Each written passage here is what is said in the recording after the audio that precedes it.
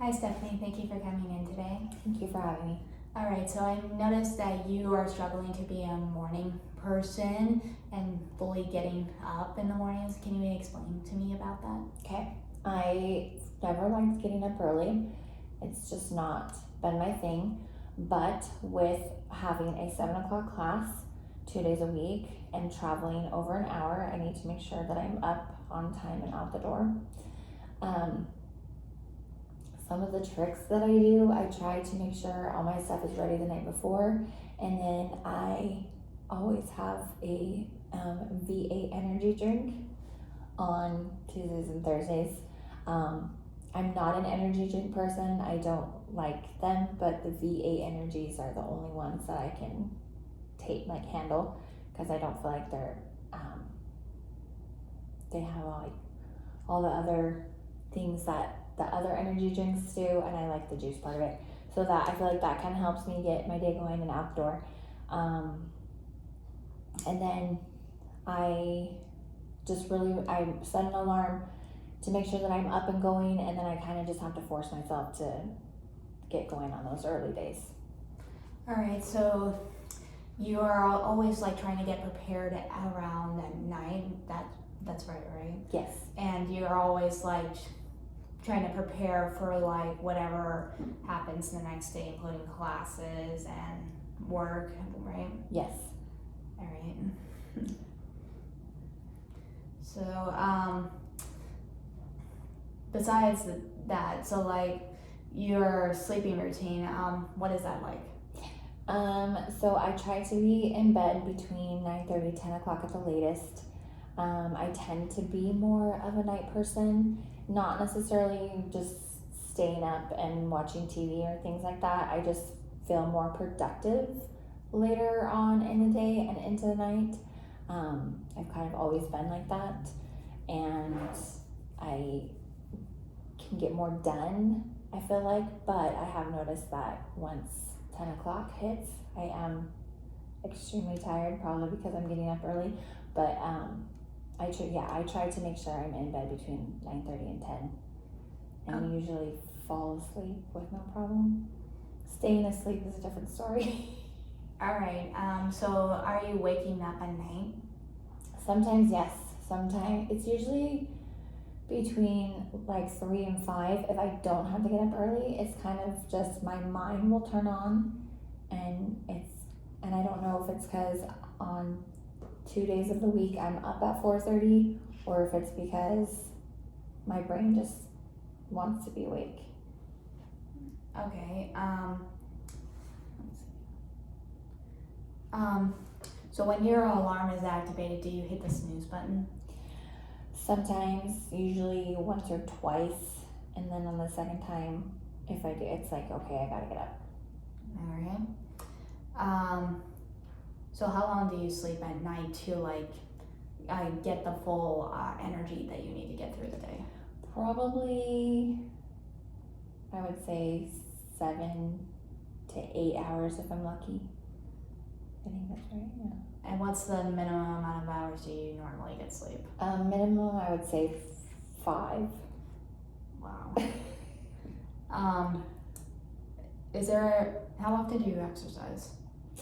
So I used to be really good about walking about 2 miles, probably 3 to 4 times a week. And then since my school schedule and work schedule has changed, it's not, I don't get to do that as often. So I used to be really good, now I'm not so good. So as of right now, there's no like planned exercise. Okay. Do you take naps throughout the day? No, I wish I could. Okay, so that's not helping you. Have you tried to go to bed earlier than 10 o'clock, or you just really can't because you have too many stuff going on? Sometimes I will try to make a point to be in bed by 9:30, but I feel like there's usually something that comes up, whether if I have to pick up kids from practice or just trying to clean up around my house to get caught up on household chores. it just kind of depends on what's going on Alright. and the home life. So, have you ever had like sleep problems like this before you had like kids or anything? Not normally, nothing to where I would wake up on my own that early in the morning. And it could be attributed to, stress or lack of sleep or just having too many things on my mind. But no, I really had sleep problems before. But like I said, I've always been a night owl. I think once I got out of high school, I didn't really have to be anywhere super early in the morning. So that was kind of like my own scheduling. Alright. And one last question. Do you get like alarm scare when you get awake when you wake up? Kind of like being startled. Mm-hmm. Yeah, I would say yes, but it's not my alarm going off. That's not, when that happens, it's not my alarm, it's my husband's alarm. So, because he gets up earlier than I do. So sometimes that interrupts, but then I know, like psychologically, I know that's not my alarm, and I know that I can go back to sleep. And sometimes I can, but sometimes I can't. Sometimes my mind will like turn on and just start going through all the things that I have to get through the day. Alright, and from what I can understand, so you're a mom and you're doing your duties around the house with your kids, and you feel like you have so much responsibilities to do, right? Yes. And you just really don't have time to sleep, which is totally understandable. Pretty much. And you also are a wife and you have your husband helping you out too, but like you still have to take care of him, right? Well, he's kind of on his own schedule. But his schedule conflicts with mine. Mm-hmm. Alright, and and you try to get as much sleep as possible. You try to go to bed early from 9 or 10, which is, I would say, is impressive because I can't do that. Yeah.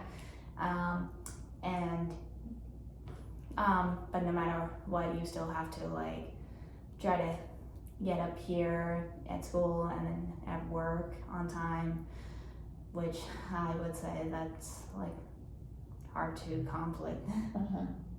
Yeah, it's just I think for the most part it's time management, and I just kind of have to force myself to do those things because I know that I'm required to be somewhere at certain times, so it's kind of